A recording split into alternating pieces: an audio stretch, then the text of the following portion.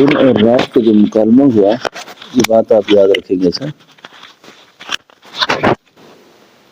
یہ بات آپ بچوں کو یاد رہے گی، ٹھیک ہے؟ دن اور رات کا کیا ہوا؟ مکالمہ ہوا۔ دن نے کہا میں یہ ہوں، میرے اندر یہ صفات ہے، میں صفات ہے۔ رات نے صرف ایک ہی بات کر کے دن کو چپ کرا دیا، میں کالی ہوں پر معراج والی ہوں۔ آپ لوگ بہت سعادت مند ہیں کہ اس وقت ابھی مسجد میں بیٹھے ہوئے ہیں۔ یہ جو اس وقت مسجد میں آنا ہے نا، اس وقت اس کو نیم شب کہتے ہیں، سحرگاہی کہتے ہیں، رات کا اٹھنا کہتے ہیں۔ یہ رات کا اٹھنا ہے نا، اللہ اللہ، پیران پیر سیدنا حضرت شیخ عبد القادر جیلانی رحمۃ اللہ علیہ کو بادشاہ وقت نے کہا کہ حضرت آپ کے نام میں ایک صوبہ ہے، اس صوبے کی جتنی پیداوار ہے، اس صوبے کے اندر جتنے معدنیات ہیں اور جتنی چیزیں ہیں وہ ہم ساری آپ کی نام کرتے ہیں۔ تو صوبے کا نام تھا صوبہ نیمروز۔ کیا نام تھا صوبہ نیمروز؟ تو پیران پیر نے جواب میں فرمایا، جس کو اللہ نیم شبی نصیب کر دے، جس کو اللہ نیم شبی نصیب کر دے، اس کو تمہارے نیمروز سے کیا غرض ہے؟ یاد رکھو، جس آدمی کو رات کے وقت اٹھ کر نا 2-4 رکعت نماز پڑھنا نصیب ہوا نا، سبحان اللہ، وہ یوں سمجھے کہ اس کو 7 ملکوں کی بادشاہی حاصل ہو گئی۔ اس کو اتنی بڑی دولت اللہ نے دے دی۔ دیکھو، جس آدمی سے اللہ محبت کرتے ہیں نا، جس سے اللہ محبت کرتے ہیں، اس کو اللہ اپنے سامنے کھڑا کرتے ہیں۔ آپ ساتھ ساتھ بولیں گے نا تو مجھے پتہ چلے گا کہ آپ رات بھر کے جاگے بھی ہیں اور میری بات بھی جاگ کے سن رہے ہیں۔ سمجھ آ رہی ہے آپ کو؟ ہاں، میں آپ جوانوں سے بات کر رہا ہوں۔ ایسا کل ہمارے ایک دوست ہنس پڑے نا، کہتے جی جوانوں میں کام کریں۔ میں نے کہا بوڑھوں ندے سے ہی مر جانا ہے، بوڑھوں ندے ایسے ہی مر جانا ہے نا، تو جوان میں مریں گے کہ نہیں مریں گے؟ ہاں مریں گے نا، ہے نا، بوڑھے بھی مریں گے اور جوان بھی مریں گے۔ موت کو اس بات سے کوئی غرض نہیں ہے کہ یہ دیکھو کتنا خوبصورت جوان ہے، ابھی اس کی کتنی عمر ہے، ابھی یہ بوڑھا ہے، ابھی تھوڑا سا ٹائم دے دیں اس کو۔ نہیں نہیں، وہ مولت نہیں مانگتی، جب آئے گی نا تو ساتھ لے کر جائے گی وہ، ٹھیک ہے؟ جب آئے گی تو ساتھ، میں کیا بات کر رہا تھا؟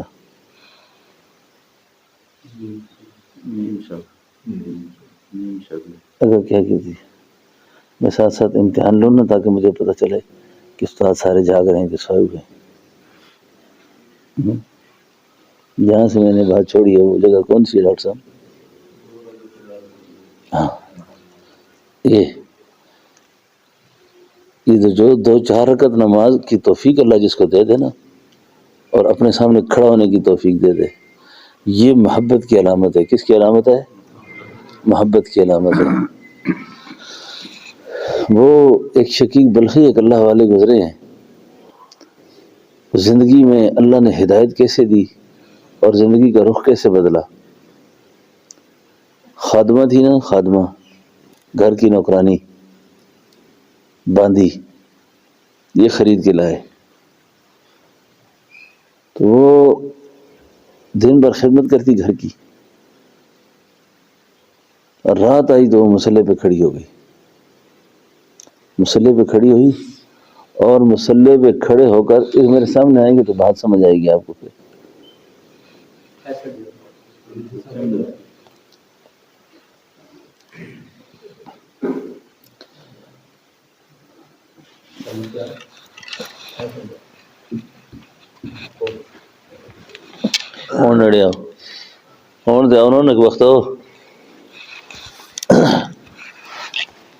رات مسلح پہ کھڑی ہو گئی،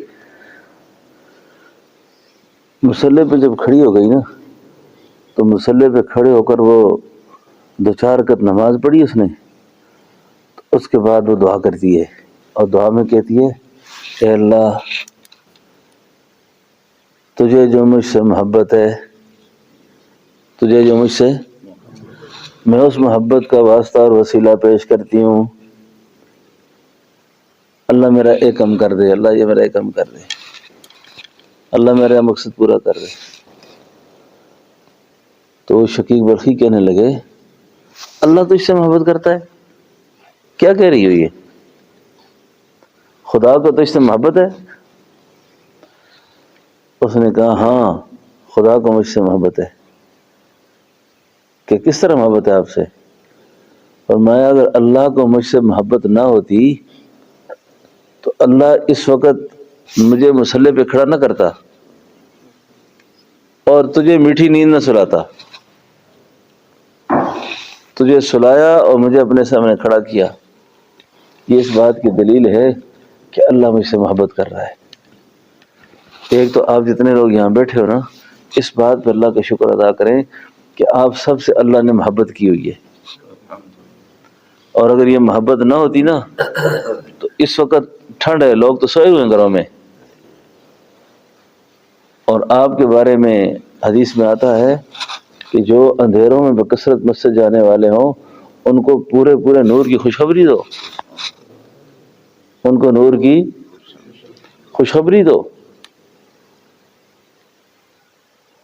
اور منافق 2 نمازیں نہیں پڑھ سکتا۔ اچھا، منافق پہ 2 نمازیں بڑی بھاری ہوتی ہیں، ایک نماز عشاء کی اور ایک نماز فجر کی،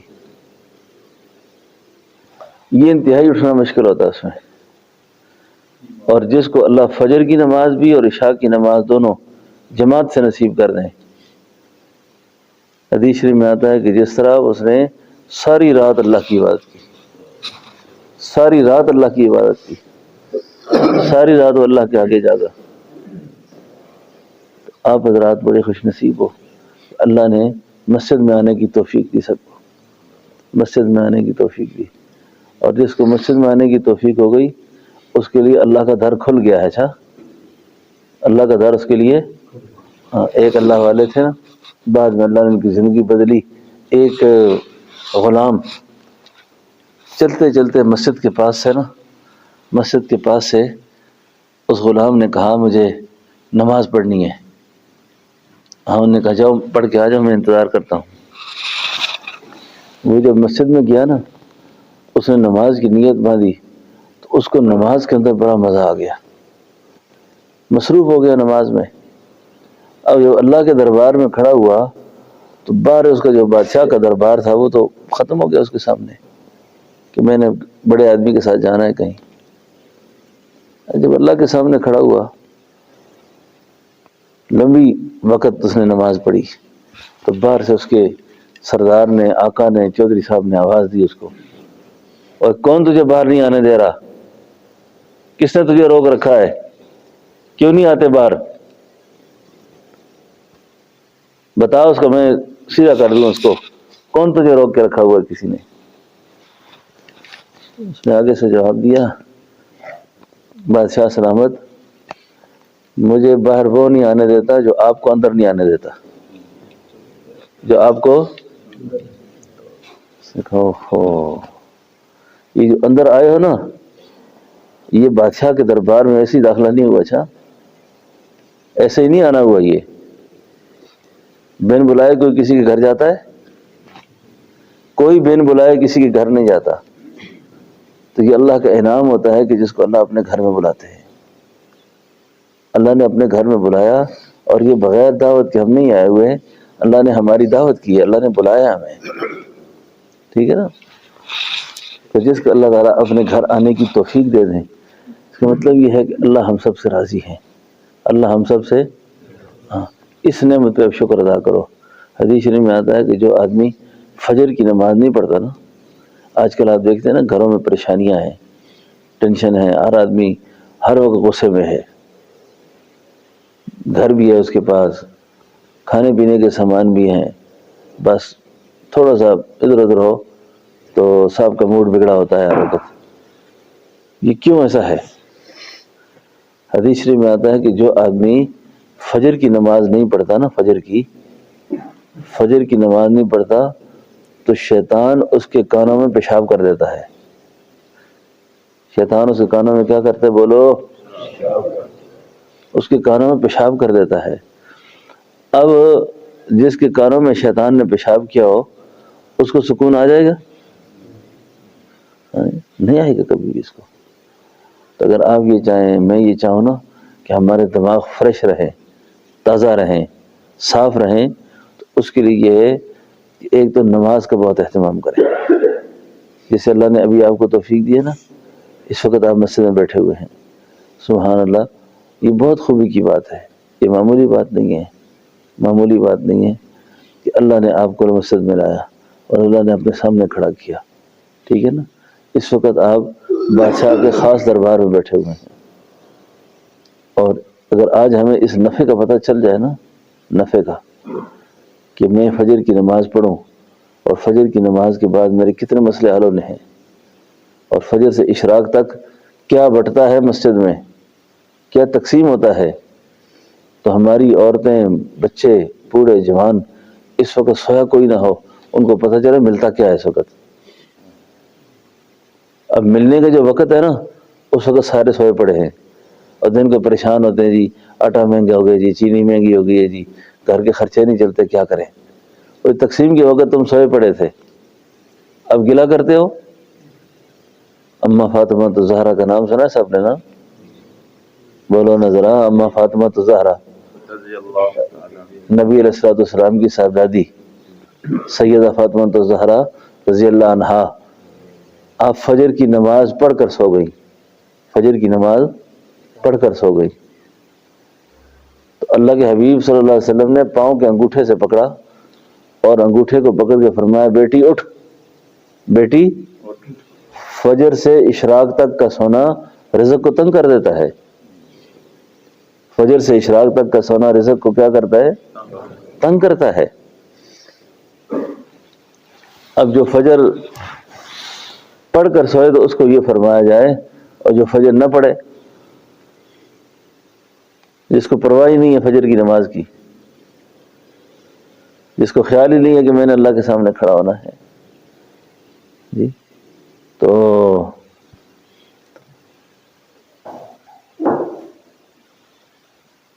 اللہ کی ہر مخلوق جو ہے نا، اللہ کی ہر مخلوق اللہ کی تسبیح میں لگی ہوئی ہے، اللہ کی تسبیح میں لگی ہوئی ہے. اور ہر مخلوق کی ایک تسبیح ہے. یہ جو جانور اور چوپائے ہیں نا، یہ بھی تسبیحات کرتے ہیں. اور ان میں جو خنزیر کی تسبیح ہے نا، خنزیر کی، ایک جانور یہ کہتا ہے، یا اللہ شکر ہے مجھے گیدڑ بنایا، تو نے کتا نہیں بنایا. کتا کہتا ہے، یا اللہ شکر ہے تو نے مجھے یہ کر دیا، فلاں نہیں کیا. دوسرا کہتا ہے، خدا نے شکر ہے تیرا، تو نے مجھے یہ کیا، فلاں نہیں کیا. اب جو خنزیر ہے نا، خنزیر یہ کہتا ہے کہ یا اللہ تو تیرا یہ شکر ہے اس بات کا کہ تو نے مجھے خنزیر تو بنایا لیکن حضور کی امت کا بے نماز نہیں بنایا. ہاں، اللہ کے نبی کی امت کا بے نماز نہیں بنایا. اور خنزیر جو ہے وہ نجس العین ہے. اور قرآن کریم میں اللہ فرماتے ہیں نا، اولئک کالانعام بل ہم اضل. جب انسان بدعمالیاں کرتا ہے نا، غلط حرکتیں کرتا ہے، تو وہ ایسا ہو جاتا ہے جیسے جانور سے بدتر ہوتا ہے وہ. اور جانوروں میں، چوپاؤں میں خنزیر بھی آتا ہے. ٹھیک ہے نا بچوں، آپ کو بات سمجھ آ گئی ہو؟ ہاں. تو بس ہمیشہ کے لیے یاد رکھیں کہ اللہ رب العالمین کو ناراض نہیں کرنا، اللہ کو خفا نہیں کرنا، اور نماز کا اہتمام کرنا ہے. نماز کا کیا کرنا ہے؟ اہتمام کرنا ہے. اور جو آدمی نماز کا اہتمام کرے گا نا، اس کے لیے قیامت والے دن پورے نور کی خوشخبری ہے اس کے لیے. پورے نور کی خوشخبری ہے اس کے لیے.